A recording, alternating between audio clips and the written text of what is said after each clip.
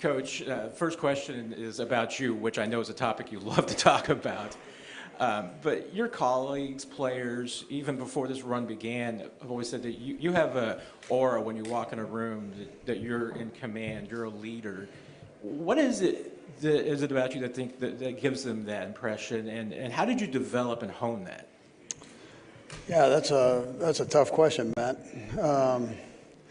I don't take that lightly for people to say that, first of all, but I've been put in leadership positions from the time I was younger as team captains and all that stuff, so I've been very fortunate that way.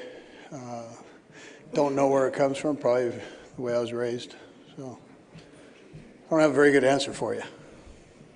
Coach, Danny Limon from Fox Sports. A couple of days ago, I had the opportunity to be with Brett Favre and talk to him, and he speaks highly of you. He told me that he doesn't bet, but that if he would bet for the Chiefs because they have you as a head coach. We know all about your history with the Philadelphia Eagles, but could you tell us a little bit more about being with Brett Favre at the Green Bay Packers? Yeah, so it was a great experience. I was there 7 years at Green Bay.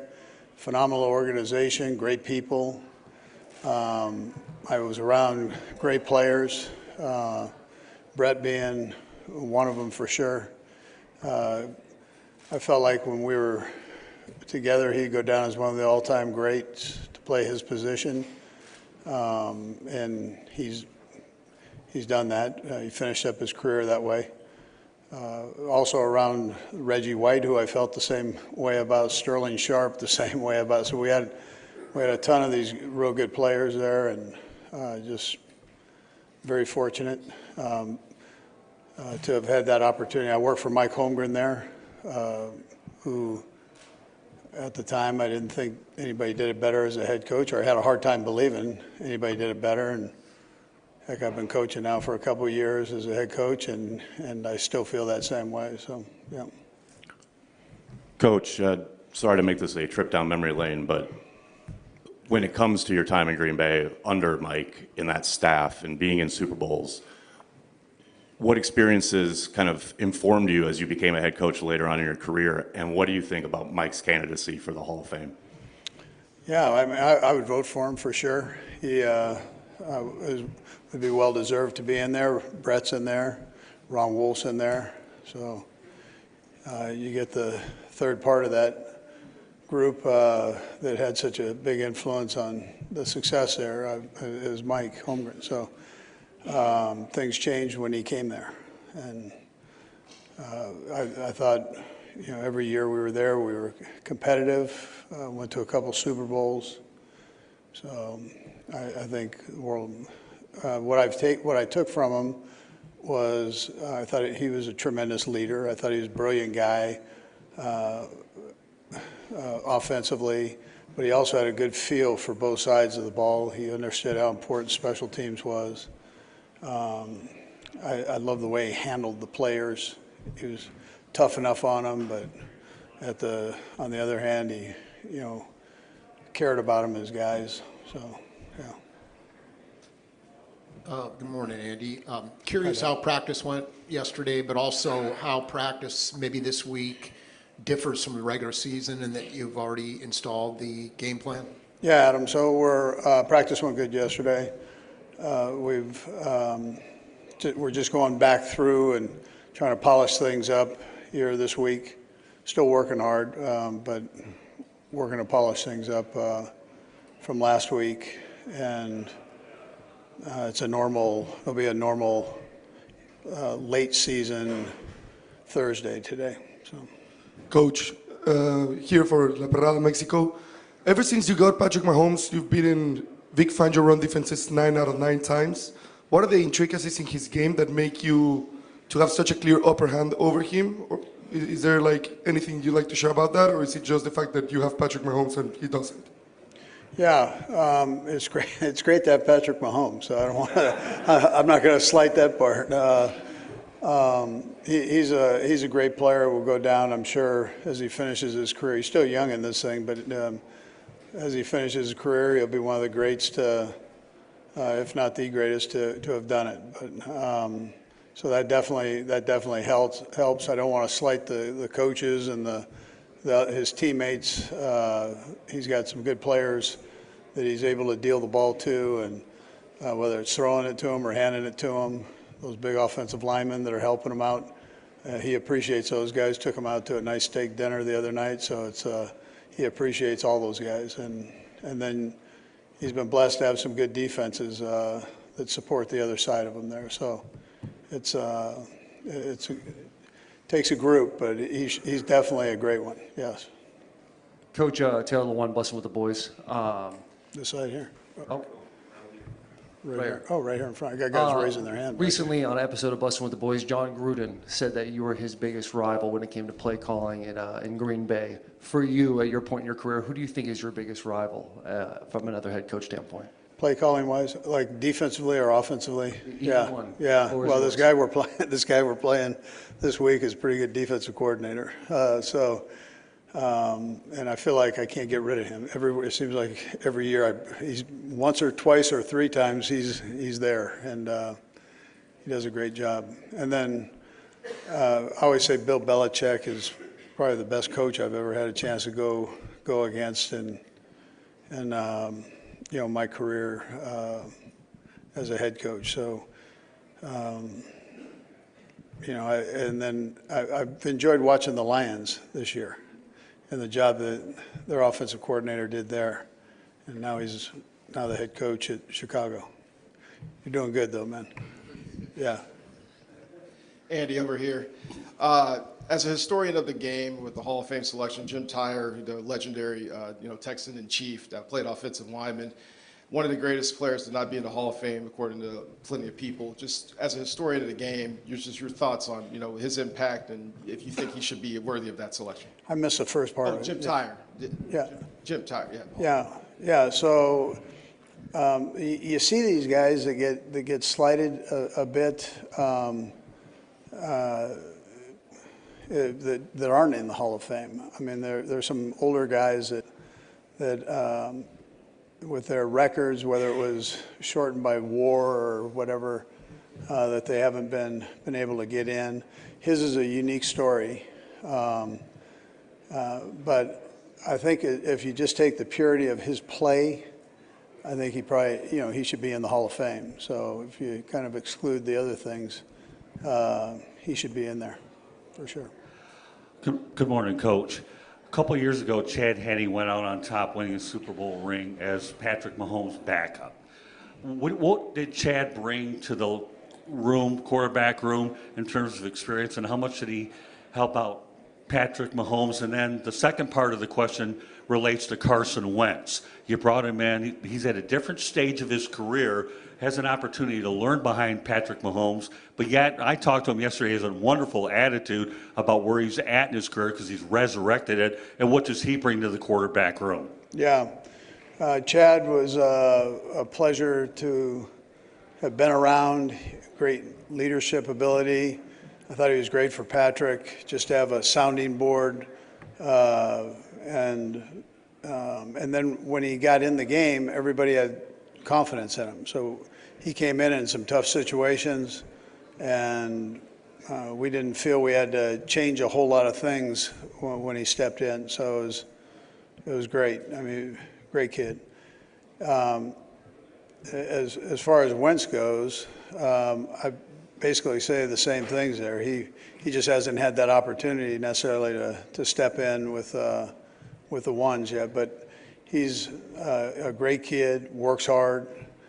I joke to him about his size. He's a huge kid, and if he can't play quarterback, I throw him in at tight end.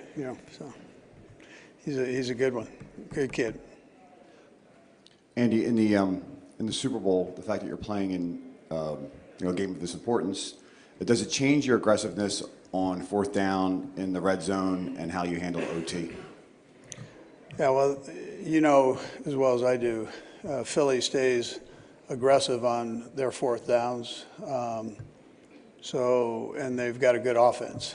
So I think on the other side of that, you do the same. You'd stay aggressive within reason. on fourth downs. We've done that throughout the season, but that really ups itself when you're playing against a good team that likewise does it.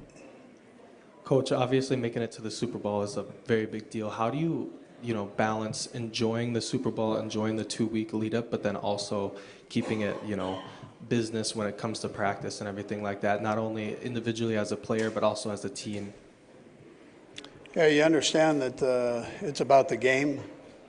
It's not about all of this. It's important for you guys, and it's important for the league and the fans for this. But the most important thing for the football players and coaches is that you function well in the biggest game of the year.